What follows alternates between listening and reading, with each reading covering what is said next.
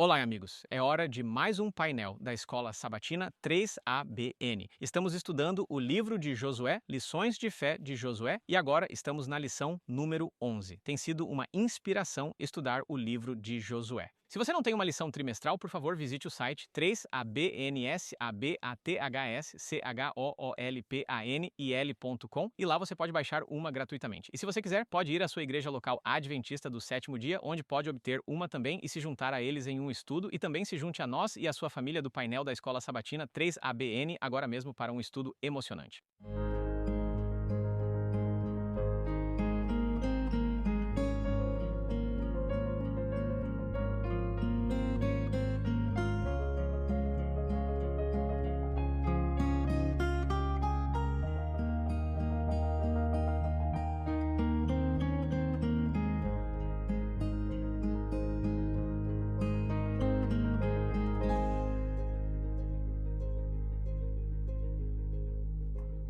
Olá, amigos! Meu nome é John Dincy, é uma bênção estar com vocês nesta hora de bênção na 3ABN. E queremos agradecer por se juntarem a nós para este painel da Escola Sabatina 3ABN. Estamos na lição número 11 no trimestre intitulado Lições de Fé de Josué. Tem sido uma experiência de aprendizado ao longo de todas essas lições. E sabemos que pela graça do Senhor, esta será mais uma experiência de aprendizado. E deixe-me apresentar a vocês a família do painel 3ABN que está comigo hoje. E primeiro temos o pastor Ryan Johnson. Sim, como estão vocês, amigos? Eu tenho a aula de segunda-feira que se chama Acusações. Seguida por ele está a irmã Jill Marconi. Obrigado, pastor Johnny. Na terça-feira vamos olhar para Assombrado pelo Passado. Esse é um tema sério. Sim, e logo atrás da irmã Jill está o pastor James Rafferty. Bem-vindo. Bom estar aqui, Johnny. Eu tenho a aula de quarta-feira que se chama Uma Resposta Gentil. Louvado seja o Senhor. E finalmente temos a irmã Shelley Quinn. Eu tenho a resolução de conflitos de quinta-feira. Vamos aprender 6 princípios com esta história em Josué 22. Amen, amen. E nesta semana queremos encorajá-lo a também considerar pegar as anotações de cada um de nós, porque não conseguimos sempre terminar nossas lições. Posso lhe dizer que na última lição não consegui terminar todas as minhas anotações e sei que a maioria de nós não conseguiu. Há tanto que podemos aprender com essas coisas e assim apenas louvamos o Senhor que Ele está nos dando coisas para poder compartilhar com você. Nós aprendemos e incentivamos você a também pegar as anotações acessando o site 3abnsabathschoolpanil.com e lá você pode se inscrever. Registre-se e você as receberá semana após semana. Então, antes de começarmos, peço à irmã Shelley Quinn que ore por nós. Com certeza. Nosso amoroso Pai Celestial, nós nos apresentamos perante Ti para agradecer por esta oportunidade de abrir a Sua palavra. Obrigado, Senhor, pela beleza de Sua instrução. Obrigado pela profundidade de Sua... E, Senhor, nós chegamos a Ti com corações que querem entender o Teu coração. Isso é a coisa mais importante, então envia o Teu Espírito para ser nosso professor. Pedimos isso para a glória do Teu nome. Amém. Amen. Amen. Então, a lição número 11, mais uma vez, é intitulada Vivendo na Terra. E o título é de Provérbios 15, versículo 1, retirado da Nova Versão Internacional. Uma resposta gentil dissipa a raiva, mas uma palavra dura provoca a ira. Talvez você tenha sido uma dessas pessoas que disse uma palavra impensada e o fogo da discussão continua. Mas uma resposta gentil dissipa a raiva. Esta é uma grande sabedoria do Senhor. No estudo desta semana, li para vocês a lição Josué 22 e um desafio que surgiu de um grande mal-entendido entre o povo. No começo do livro, Josué ordenou que algumas tribos cruzassem o Jordão e participassem da conquista juntamente com as tribos do lado oeste do Jordão. Josué, capítulo 1, versículos 12 a 18. Agora que a tarefa está concluída, eles estão livres para retornar. No entanto, no lado oeste do Jordão, eles eles constroem um altar. Isso levanta preocupações entre as tribos do oeste do Jordão. E então, o que acontece? A lição nos diz isso. Por que é perigoso chegar a uma conclusão precipitada sobre o comportamento dos outros? Como podemos promover a unidade na igreja? Por que é importante manter em mente o escopo maior de nossa vocação e não se deixar levar por distrações? Essas são algumas das perguntas que vamos abordar nesta semana, então é importante prestar atenção. Eu tenho domingo e é intitulado Compromisso. Isso é de Josué 22, versículos 1 a 8, e estamos olhando para as tribos dos Rubenitas e dos Gaditas e meia tribo de Manassés. E então, o que esses versos nos dizem sobre o compromisso deles? E vamos começar no versículo 1. Então Josué chamou os Rubenitas, os Gaditas e metade da tribo de Manassés e lhes disse: Vocês têm cumprido tudo o que Moisés, o servo do Senhor, lhes ordenou, e vocês têm obedecido à minha voz em tudo o que eu lhes ordenei. Você não deixou seus irmãos todos esses dias até hoje, mas cumpriu a ordem do mandamento do Senhor, seu Deus, e agora o Senhor, seu Deus, deu descanso aos seus irmãos, como ele prometeu a eles. Agora, portanto, retornem para suas tendas e para a terra de sua posse, que Moisés, o servo do Senhor, lhes deu do outro lado do Jordão.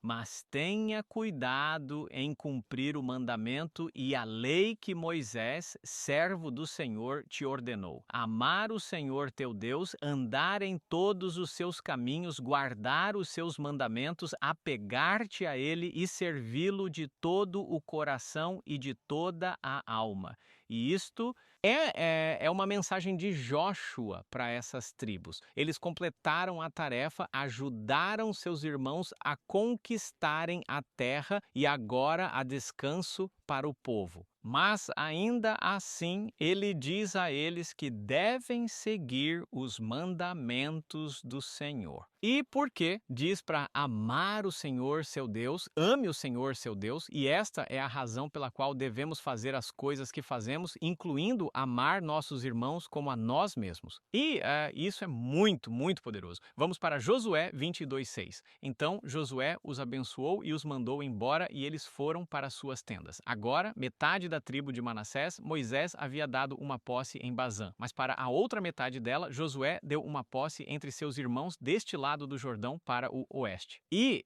de fato, quando Josué os enviou de volta às suas tendas, ele os abençoou e disse: Voltem com muitas riquezas para suas tendas, com muito gado, com prata, com ouro, com bronze, com ferro e com muitas roupas. Divida o saque dos seus inimigos com seus irmãos. E então, isso era o que eles deveriam fazer. Bem, você sabe, quando você está lidando com pessoas e há pessoas com atitudes diferentes, diferentes tipos de comportamento, e eu me lembro, posso te contar. Eu lembro que tinha um trabalho quando eu estava indo para a escola e havia um indivíduo que entrou e parecia gostar de fazer piada de todo mundo. E então, por algum motivo, todo mundo teve sua vez de ser zoado. E, assim, pouco a pouco, você percebe que as pessoas se afastavam dele, porque ele realmente implicava com todo mundo. E às vezes havia essas discussões que não eram muito frutíferas. Então diz, estes versos indiretamente destacam a importância da unidade da nação e da terra. Eles também preparam o caminho para a história que se segue, que é, em última análise, sobre unidade. Então, as histórias do povo de Israel nos ajudam a entender muitas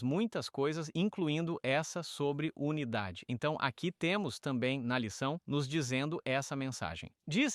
Encontramos esse mesmo princípio no Novo Testamento. O apóstolo Paulo exortou os cristãos a prestar seu serviço como se estivessem trabalhando para Deus e não apenas para seres humanos. Então, vamos dar uma olhada em alguns versículos que nos ajudam a entender isso. Vamos para Efésios 6, começando no versículo 5. Perceba o que diz lá: servos, obedeçam àqueles que são seus senhores segundo a carne, com temor e tremor, na sinceridade do coração, como a Cristo.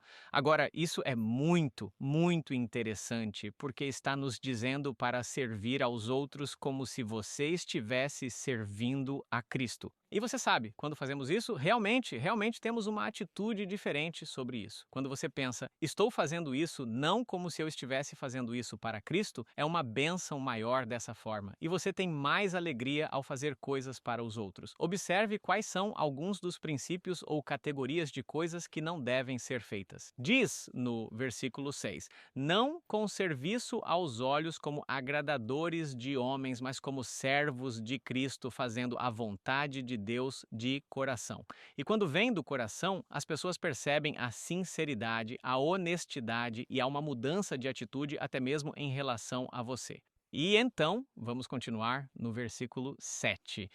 Com boa vontade, prestando serviço como ao Senhor e não aos homens, sabendo que tudo de bom que alguém fizer receberá o mesmo do Senhor, seja ele um escravo ou livre. Quando fazemos coisas para os outros, é como se estivéssemos fazendo para o Senhor, e o Senhor nos abençoa por fazermos o bem. Nem sempre mantemos isso em mente ao lidarmos com as pessoas. Como eu disse, há algumas pessoas que são difíceis de lidar. Não sei se alguém pode dizer amém a isso ou entender que isso é verdade. Sabe, quando nós olhamos para algumas das coisas que acontecem em nossas vidas, precisamos considerar por que fazemos essas coisas. Eu me lembro quando eu estava no ensino médio em Chicago. Eu me lembro de estar em um ônibus e eu estou sentado um pouco além do meio, quase no fundo. E alguém entra, mas eu ouvi o que ele disse. Ele veio até onde você coloca o dinheiro na caixa e ele se virou para todas as pessoas no ônibus e disse: alguém tem 50 centavos para poder pagar a passagem do ônibus? E eu não disse, eu tenho 50 centavos. E então o que eu fiz foi meio que olhar para, sabe quando você olha para o ar para pensar? Eu meio que olhei para o ar. Eu disse, eu tenho 50 centavos? E antes mesmo de eu tentar pegar no meu bolso, aquele cara me viu e começou a andar na minha direção e veio diretamente e parou na minha frente. E nesse momento eu já tinha começado a ver o que eu tinha. E eu tinha 50 centavos, então dei 50 centavos para ele. O que ele fez? Ele se virou e foi até a frente e pagou a passagem de ônibus. E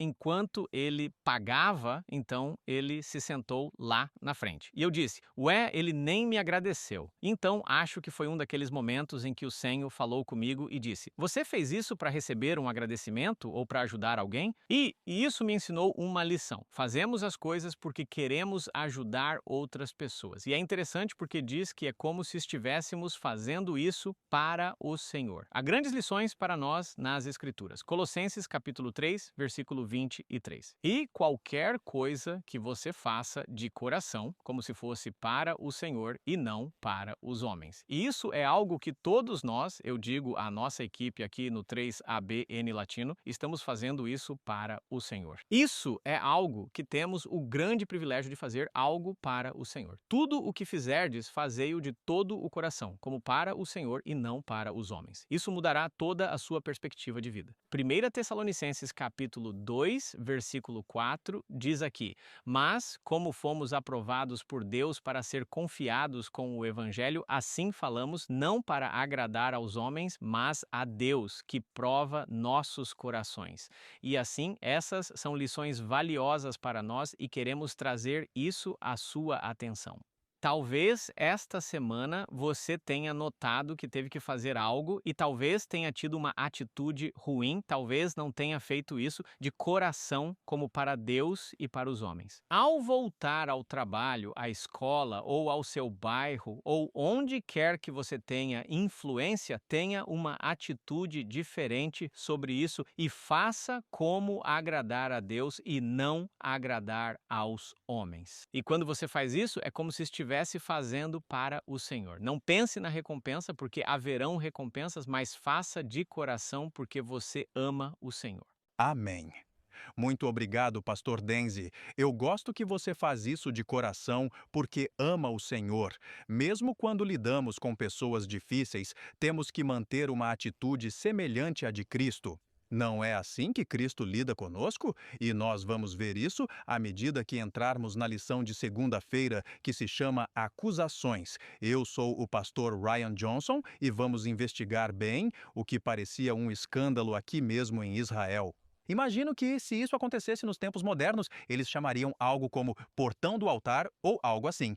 Mas vamos fazer uma pequena revisão para que todos estejamos na mesma página. Vai haver um pouco de repetição no estudo desta semana, e isso é bom. Isso garante que estamos bem afinados com a palavra de Deus. Estou em Josué 22 e, eventualmente, vamos para o versículo 9. Estamos falando das crianças de Ruben, das crianças de Gade e da meia tribo de Manassés que estava voltando da guerra. Mas vamos fazer uma pequena revisão sobre quem exatamente são eles, por que estão voltando e tudo isso. Então vamos apenas marcar o que está acontecendo nos dias de Jóshua. E eu vou voltar para o livro de Números 32. Números 32. E vou começar no versículo 1. Isso é apenas uma pequena revisão. Agora isso é no tempo de Moisés. Ouça, diz: Agora os filhos de Ruben e os filhos de Gade tinham uma grande quantidade de gado. Eles tinham gado, certo? E, quando viram a terra de Jazer e a terra de Gileade, eis que o lugar era um lugar para gado. E eu procurei ver se havia mais alguma referência a essas tribos sendo fortes e tendo muito gado, e o que encontrei foi Salmos 22, o Salmo 22, no versículo 12. Ele se refere a os fortes touros de Bazã, e você pode ver em Números 32, 33, que Bazã faz parte deste território. Então, eles tinham todo este gado, e diz no versículo 2, os filhos de Gade e os filhos de Ruben vieram e falaram a Moisés e a Eleazar, o sacerdote, e aos príncipes, estes são os líderes da congregação, dizendo, versículo 4, mesmo o país que o Senhor feriu diante da congregação de Israel é uma terra para gado. Isso é ótimo. E teus servos têm gado? Tudo bem. Então eles dizem, portanto, se encontramos graça aos teus olhos, que esta terra seja dada aos teus servos como possessão e não nos conduza além do Jordão. Então eles estão a caminho da terra prometida, mas no caminho há esta terra que é realmente ótima para gado. E eles dizem a Moisés, podemos ficar aqui e você sabe, ter nosso gado aqui? Porque isso é ótimo para pastar. Agora, quando eu estava crescendo, havia um cartaz que ficava na geladeira da casa e dizia: quem não ajuda, não come. E minha mãe era séria sobre isso. Eu posso me identificar com o que Moisés diz aqui no versículo 6. Moisés disse aos filhos de Gade e aos filhos de Ruben: devem seus irmãos ir à guerra enquanto vocês ficam aqui aproveitando a herança? Ah, mas vamos ao versículo 16 e vemos o que eles dizem mesmo capítulo. E eles se aproximaram dele e disseram, vamos construir currais aqui para nosso gado e cidades para nossos pequeninos, mas nós mesmos iremos prontos e armados antes dos filhos de Israel. Então eles disseram, não, vamos apenas deixar nossos pequeninos aqui e manter nosso gado aqui, mas nós vamos e vamos lutar. E foi exatamente isso que eles fizeram. Então agora, de volta a Josué 22, temos o ponto após a guerra, após tudo, e eles estão voltando para casa. Isso nem sempre é fácil. Eu frequentemente me pergunto se eles sofreram de transtorno de estresse pós-traumático, sabe? Eles estão lá fora, aqueles horrores da guerra são reais e agora eles têm que voltar para casa, onde estão as crianças e as esposas, mas isso é para outra ocasião. Diz no versículo 9, estou em Josué 22 e os filhos de Ruben e os filhos de Gade e a meia tribo de Manassés voltaram e partiram dos filhos de Israel de Siló, que está na terra de Canaã, para ir ao país de Gileade, para a terra de sua posse, da qual foram possuídos segundo a palavra do Senhor pela mão de Moisés. Então é isso. Agora, veja isso, versículo 10. E quando chegaram aos limites do Jordão, que estão na terra de Canaã, os filhos de Ruben e os filhos de Gade e a meia tribo de Manassés construíram ali um altar junto ao Jordão e um grande altar para ver. Eles construíram um altar ali, e aquela palavra grande, você sabe, não consigo deixar de pensar na queda da Babilônia, aquela grande cidade. Eu não sei o contexto. Agora, isso estava em grego, mas também como o pequeno chifre cresceu muito, eu me pergunto o contexto em que a palavra grande é usada aqui. Mas sabe de uma coisa? Os filhos de Israel não gostaram disso. Vá para o versículo 12. E quando os filhos de Israel ouviram falar disso, toda a congregação dos filhos de Israel se reuniu em Shilo para ir à guerra contra seus próprios irmãos, porque ouviram um boato sobre este grande altar. Você já ouviu um boato antes? Você já notou como um boato pode se espalhar rápido? Eu me lembro de quando eu estava pastoreando, o comitê financeiro estava simplesmente fazendo uma contabilidade de todas as finanças e das ofertas e ficamos cerca de $100 abaixo. Então dissemos, precisamos contar esses fundos novamente. E mesmo enquanto estávamos dizendo isso, havia um irmão que disse, pastor, não sei se você percebeu, mas a irmã tal e tal tem um carro novo. Rumor apenas assim, mas o que eu aprecio é que o irmão estava sendo zeloso pelo Senhor. Ele queria ser um bom mordomo com as coisas do Senhor, mas temos que ter cuidado, mesmo em nosso zelo, que abordemos as coisas de uma maneira cristã. Então, o que acontece? Eles estão com raiva porque ouviram falar sobre este altar.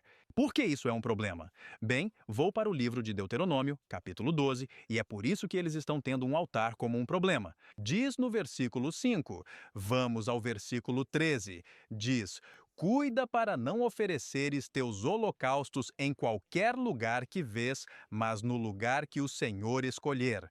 Portanto, Deus tinha sido muito claro. Você oferece seus holocaustos em um local centralizado, e agora há um boato de que eles construíram um altar ali mesmo em sua própria terra. O que acontece? Bem, está escrito no versículo 13, estamos de volta ao capítulo 22 de Josué. Os filhos de Israel enviaram aos filhos de Ruben e aos filhos de Gade e à meia tribo de Manassés à terra de Gileade, Finéias. Eles enviaram alguém, o filho de Eleazar, o sacerdote, e com ele 10 príncipes governantes de cada casa principal e um príncipe por todas as tribos de Israel. E cada um era chefe da casa de seus pais entre os milhares de Israel. Agora, eles enviaram uma delegação para ver o que estava acontecendo. O que está acontecendo? E não há nada de errado nisso. Ainda bem que eles enviaram uma delegação e não enviaram os soldados para lá. Teria destruído a igreja, e enviar Finéias foi uma coisa muito significativa. Este era o neto de Arão, Êxodo capítulo 6, versículo 25. Este é o cara que matou Zimri e Cosbe, que desafiaram abertamente Deus. Ele tinha a reputação de ser um fanático. Além disso, ele liderou os exércitos contra Midian, carregando os objetos sagrados. Este cara tinha influência. Este cara era respeitado na comunidade como alguém que estava a serviço do Senhor. Ele era um sacerdote e tinha influência militar. Esse era um homem de ação, mas como veremos em uma lição seguinte, o tempo e sua experiência com o Senhor mudaram um pouco sua atitude. Mas ele vai para a congregação. Está escrito no versículo 15. Eles chegaram aos filhos de Ruben e aos filhos de Gade e à meia tribo de Manassés, na terra de Gileade, e falaram com eles, dizendo, assim diz toda a congregação do Senhor, que transgressão é essa que cometeste contra o Deus de Israel para te afastar hoje de seguir o Senhor? Foi isso que eles disseram a ele. E se você ler nos versículos 16, 17, 18 e 19, enquanto falam com as tribos que construíram o altar, eles mencionam as coisas que fizeram no passado. Eles mencionam Peor e Acã. E eles dizem, por que, depois de tudo que fomos agraciados por Deus, você iria contra o que Deus diz? Na verdade, quero ler isso no versículo 20. Não cometeu Acã, filho de Zerá, uma transgressão na coisa amaldiçoada e a ira caiu sobre toda a congregação de Israel e aquele homem pereceu? Eles diziam, se você errar, então todos nós pagamos o preço. Se você pecar, então todos sofremos as consequências. Ainda é assim hoje em dia, às vezes? Aprendi que quando pecamos, os efeitos se espalham, eles se espalham. O pecado é muito contagioso e altamente impactante. Mas lembre-se, isso era um boato, e eles foram até as pessoas e os desafiaram sobre esse altar. Agora, vamos ver na próxima lição exatamente o que aconteceu. Mas eu me advertiria e oraria por você para que, quando nos depararmos com coisas, mesmo em nosso zelo para fazer o que o Senhor disse para fazer, não tiremos conclusões precipitadas, porque quem somos nós para julgar? Oremos por nossos irmãos e irmãs e vamos falar como Jesus nos manda fazer no Evangelho de Mateus. Amém, amém. Louvem ao Senhor. Temos estado na igreja até agora, então louvem ao Senhor. Agora vamos fazer uma pausa e é hora de um momento de missão 3ABN.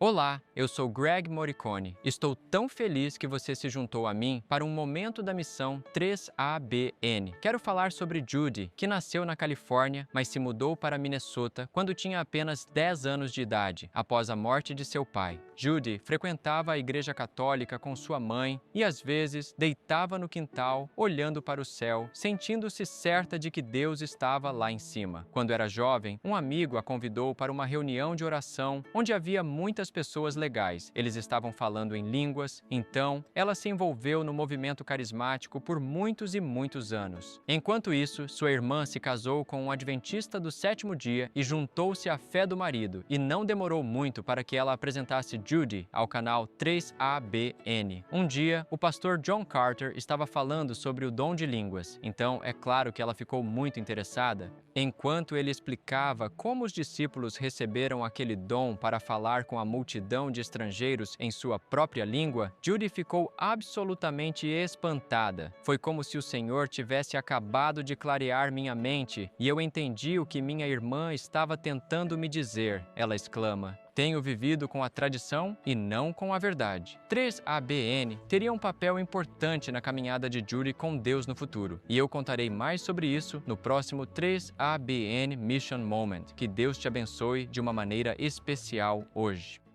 Estamos muito gratos por cada espectador abençoado por programas como o painel da Escola Sabatina. Você sabia que pequenas doações mensais tornam essa série possível?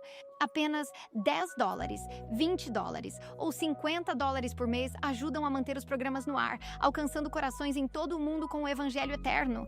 Jesus disse, de graça recebestes, de graça dai. Se você foi encorajado em sua caminhada com Deus, não gostaria de considerar uma doação mensal hoje para que outros também possam ser abençoados? Escaneie o código QR ou visite 3abn.tv. Amém, amém, louvor ao Senhor. Bem, você sabe, queremos aproveitar este momento para agradecer suas orações e apoio financeiro que tornam possíveis estes momentos transformadores de vida, como você ouve no momento de missão da 3ABN. Estamos agora prontos para continuar nosso estudo com terça-feira. Muito obrigado, Pastor Johnny e Pastor Ryan. Que lição incrível, que estudo incrível. E aprendi uma nova palavra, Pastor Ryan, irmãoninhas. Adoro isso. Eu sou uma Sisteren, então louvado seja o Senhor. Sempre dizemos os irmãos, mas eu digo os irmãos e irmãs. Mas agora temos os irmãos e irmãoninhas. Então, eu amo isso. E aí, obrigado. Eu sou Jill Morricone. Quase esqueci meu nome. Eu sou uma irmãoninha. Na terça-feira, olhamos para assombrados pelo passado. Quero começar com algumas perguntas. Quando um erro do passado ajustou seu curso no presente? Isso já aconteceu com você?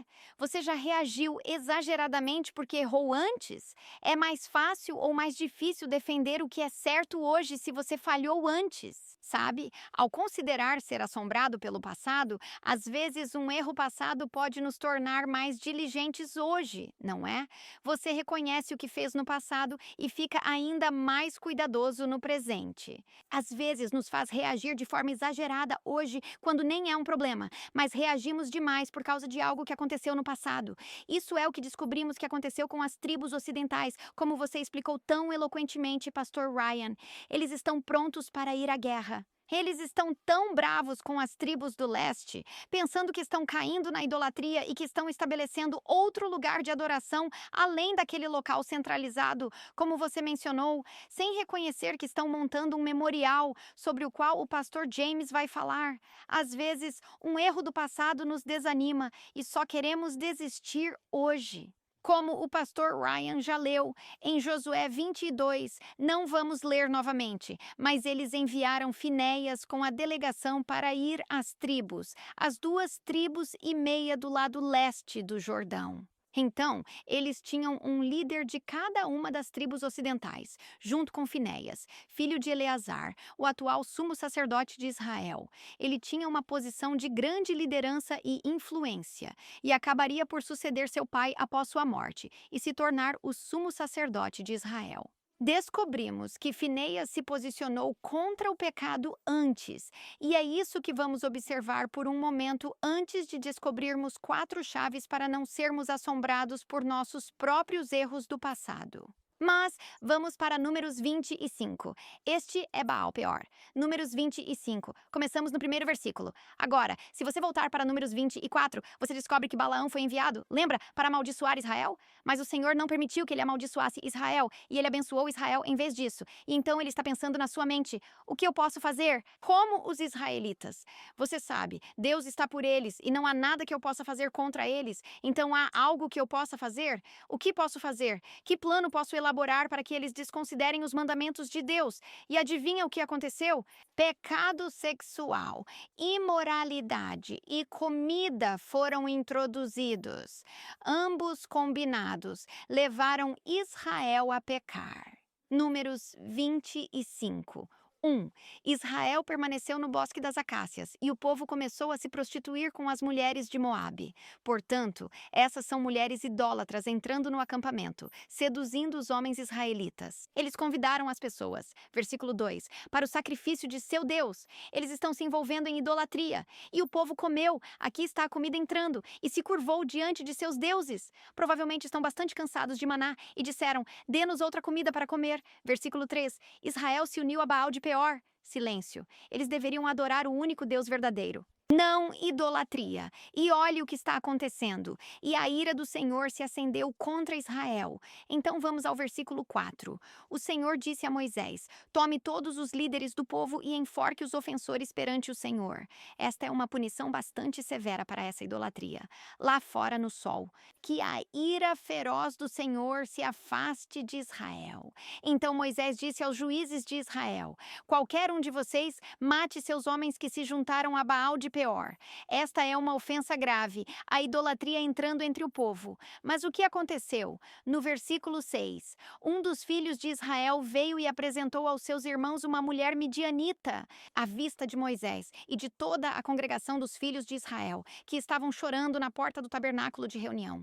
Então imagine essa cena. Os líderes estão executando a justiça. O Senhor disse que há adoração de ídolos ocorrendo no acampamento. Eles estão executando a justiça. Eles estão enforcando pessoas agora. E alguém desrespeita bem nos olhos de Moisés. Então, bem na liderança, bem diante dos olhos de Moisés e de todos os filhos de Israel que choram pelos pecados que estão acontecendo, ele traz uma mulher pagã para a sua tenda. E o que acontece? Finéias entra em ação. Vemos isso no versículo 7. Finéias, filho de Eleazar, filho de Arão, o sacerdote, viu isso. Ele se levantou da congregação. Ele pegou uma lança na mão. Ele foi atrás do homem de Israel na tenda e os atravessou, o homem e a mulher. Então a praga foi interrompida contra os filhos de Israel. Então ele tomou uma posição muito pública contra a idolatria e o pecado. Sem medo, como líder, como o pastor Ryan mencionou antes, de confrontar o pecado diretamente. E assim as tribos ocidentais se lembraram deste incidente e de outros incidentes em que os israelitas haviam caído na idolatria. E eles têm medo. Não queremos pecar, não queremos entrar nesses pecados. Eles estão lembrando do passado, mas será que exageraram? Será que eles estão prontos para ir à guerra em vez de tentarem descobrir? Graças a Deus, eles enviaram a delegação. Mas vamos olhar para 4 chaves para você e eu não sermos assombrados pelo nosso passado. A chave número 1 parece muito contraintuitiva. Lembre-se do passado. Você pode dizer: espere um minuto, Jill. Estamos tentando não ser assombrados pelo passado. Por que nos lembramos do passado? Sabe, às vezes nós enterramos o passado. Às vezes nós ignoramos o passado. Às vezes desejamos que ele desapareça. Às vezes nós o negamos. Eu nunca fiz isso. Ou, isso nunca foi feito comigo. Mas há uma chave em como lembramos o passado. Há muitas vezes na palavra de Deus que nos diz para lembrar o passado. Lembre-se, o que devemos lembrar? Em Lucas capítulo 17, versículo 32, somos instruídos a lembrar da esposa de Ló. Devemos lembrar como Deus lida com o pecado das outras pessoas. Em Deuteronômio 9:7, somos informados. Lembrem-se, não se esqueçam de como provocaram a ira do Senhor seu Deus no deserto, desde o dia em que saíram da terra do Egito até chegarem a este lugar, vocês foram rebeldes contra o Senhor. Devemos lembrar como Deus lidou com o nosso próprio pecado. Não apenas os pecados dos outros, mas o nosso próprio pecado. Isaías 46, 9 a 10. Lembrem-se das coisas antigas de outrora. Eu sou Deus, não há outro. Eu sou Deus, não há ninguém como eu. Devemos nos lembrar de quem é nosso Deus, em contraste conosco e nossos problemas. Salmo 119, versículos 49 a 50. Lembra-te da palavra ao teu servo, na qual me fizeste esperar. Este é o meu conforto na minha aflição. A tua palavra me deu vida. Devemos lembrar das promessas na palavra de Deus. No Salmo 77, vemos este clamor no meio da noite. Onde está o Deus misericordioso e fiel do Êxodo? Onde está Deus hoje? E se você ler isso, descobrirá que devemos lembrar o que nosso Deus fez por nós no passado. Lembre-se do passado. Chave número 2. Receba e aceite seu perdão. 1 João 1:9. Se confessarmos nossos pecados, Ele é fiel e justo para nos perdoar e nos purificar de toda injustiça. Veja, Deus perdoa e purifica, mas muitas vezes lutamos para aceitar isso pela fé. Somos assombrados pelo passado, porque não recebemos pela fé a promessa que Deus já nos deu, o perdão que Ele oferece gratuitamente. E passamos a vida dizendo: "Ah, mas eu não posso ser perdoado. Ah, mas o que eu fiz é muito ruim. Ah, não." Você pode descansar toda a sua fé com confiança na palavra de Deus. Ele diz que se confessarmos, Ele perdoa. Reivindique essa promessa pela fé. Você pode ficar diante de Deus perdoado. Você não precisa ser assombrado pelo passado. Deus perdoa. Chave número 3. Olhe para Jesus. Hebreus 12, 1, 2. Somos instruídos a esquecer essas outras coisas e olhar para Jesus, o autor e consumador da nossa fé. Não olhe para si mesmo. Não olhe para seus pecados. Não olhe para suas derrotas ou vitórias passadas. Olhe para Jesus. Por fim, a chave número 4.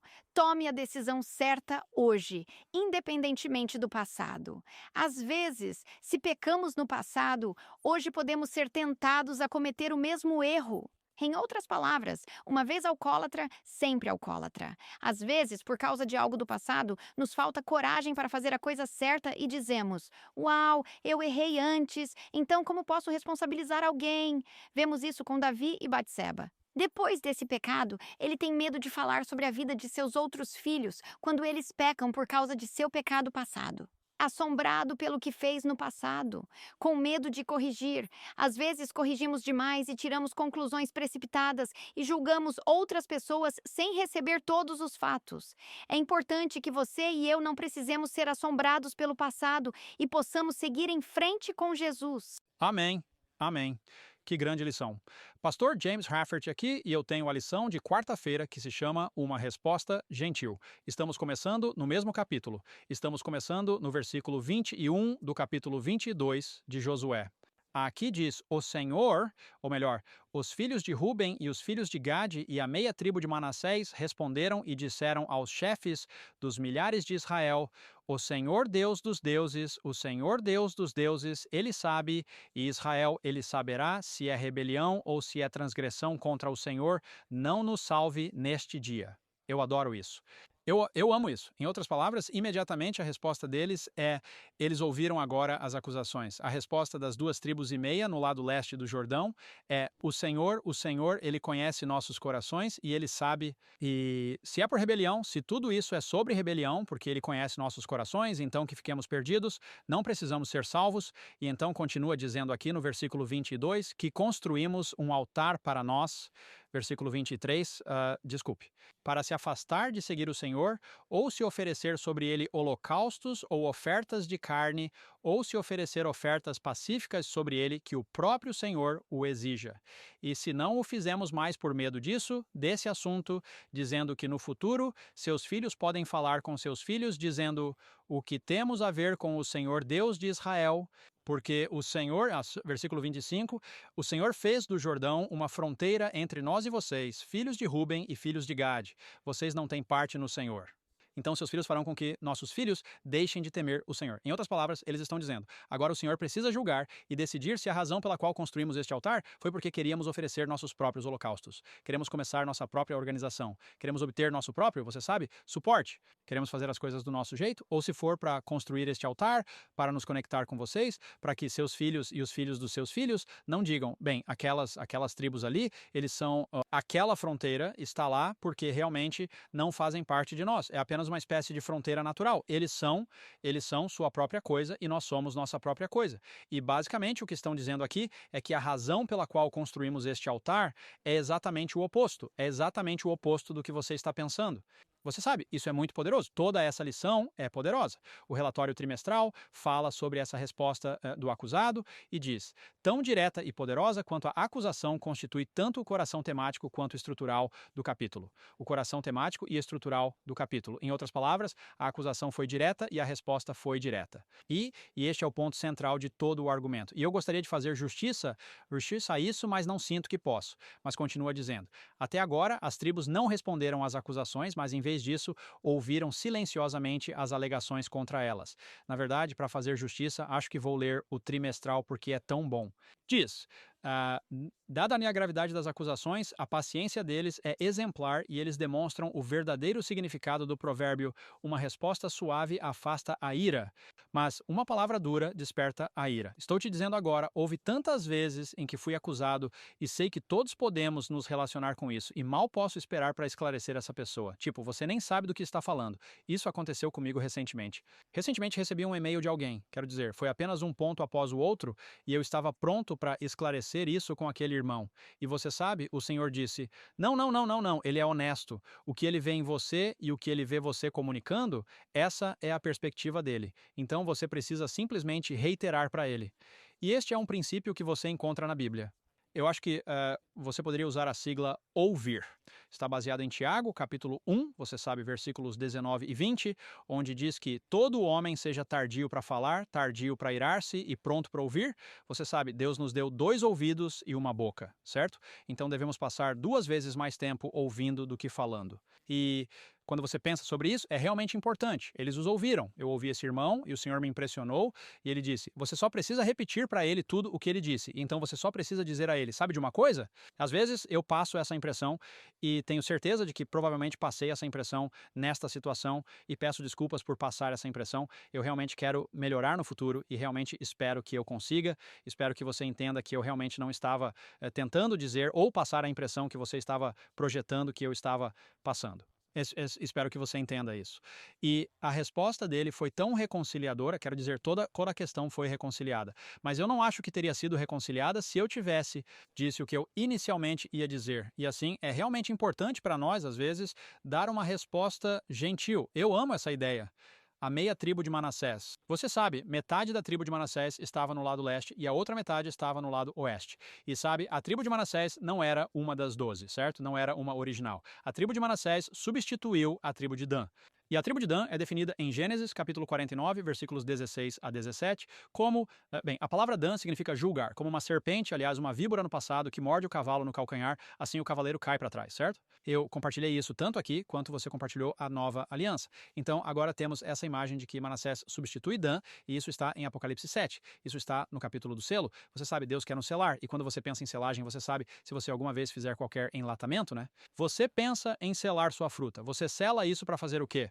Preservá-la para que não estrague. Quando Deus nos sela, Ele está nos selando para que não estraguemos. Podemos superar tudo o tempo de angústia, você nomeia, porque estamos selados com o Espírito Santo. Não vamos estragar. E se uma dessas latas não fechar bem, você quer abrir e comer antes que estrague, certo? Tem algumas, sabe, algumas dessas coisas terão que ser deixadas de lado antes.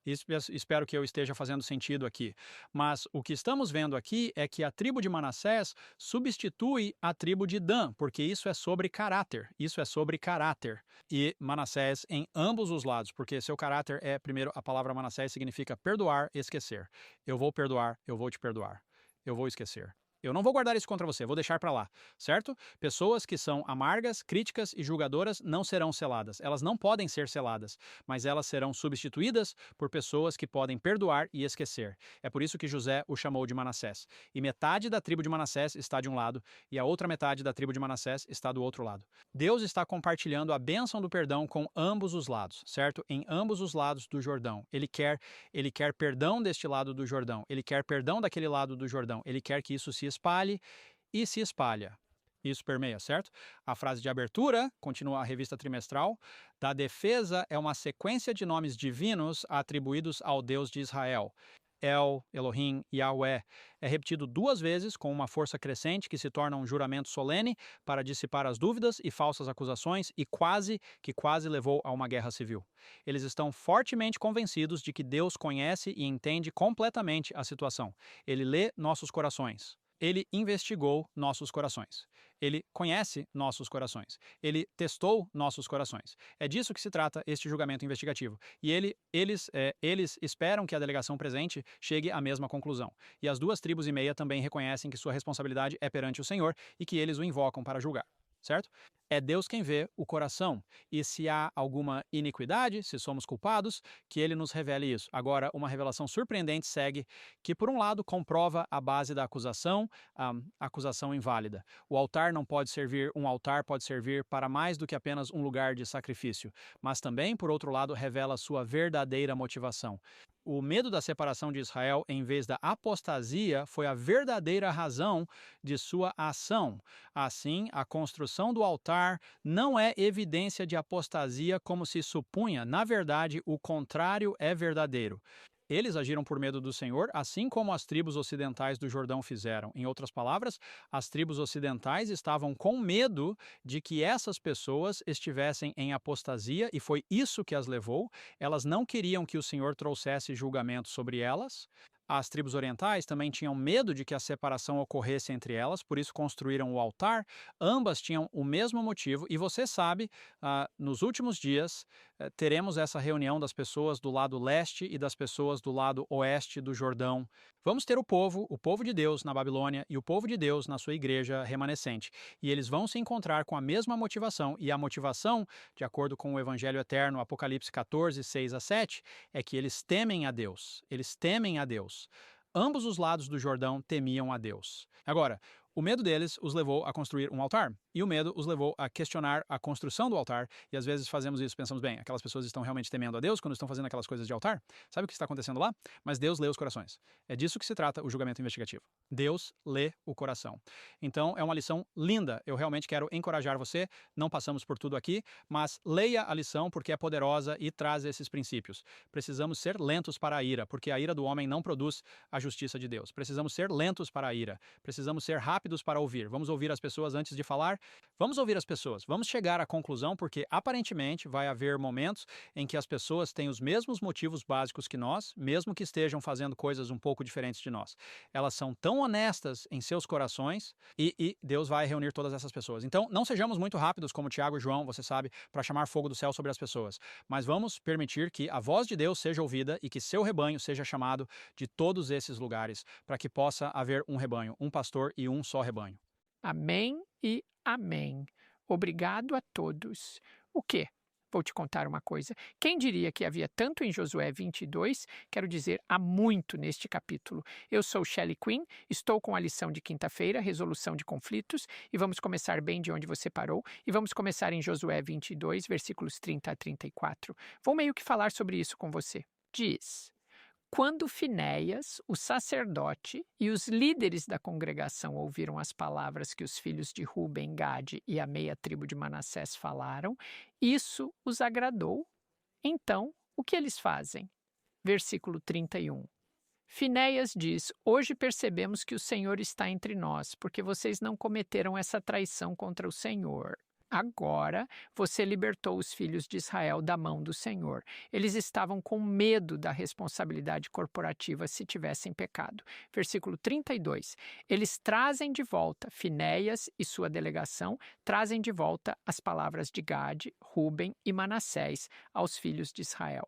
agrada aos filhos de Israel.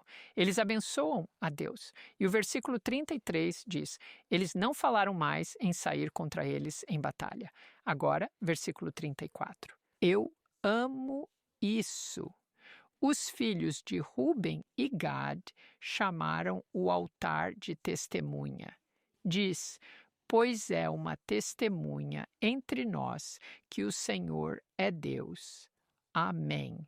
Então, Israel se preparou para a guerra, mas em vez de correr para a batalha, eles enviaram uma delegação liderada por Finéias para confrontar os irmãos.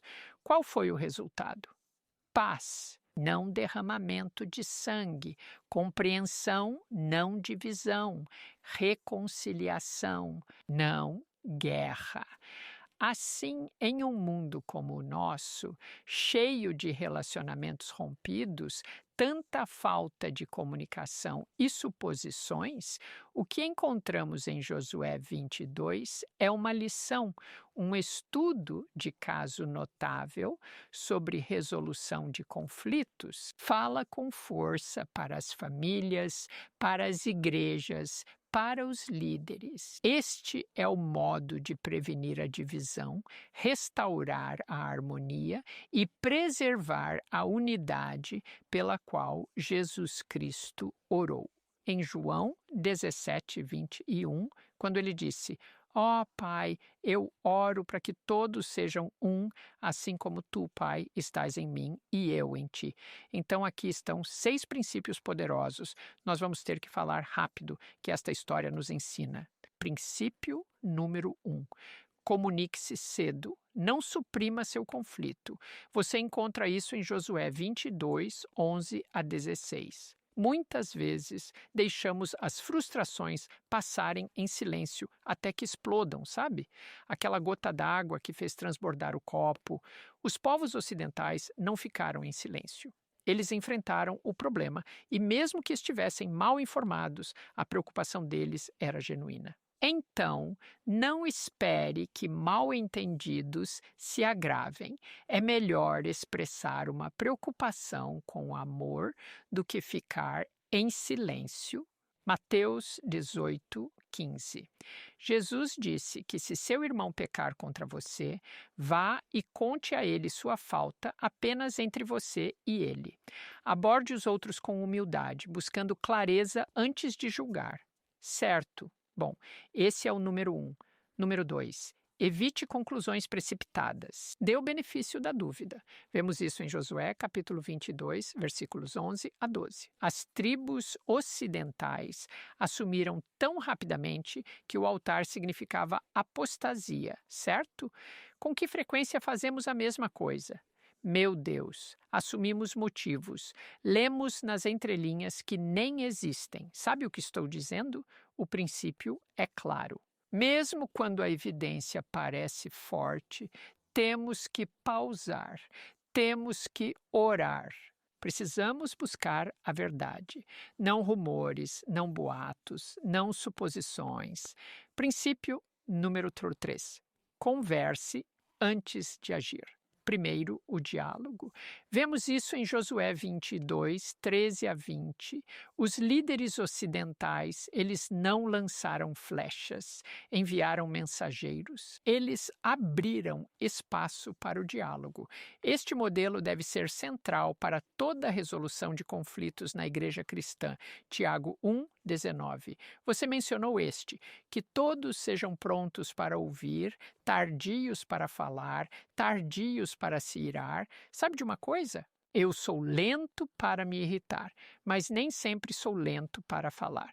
Eu sou tipo frité, me lanço lá.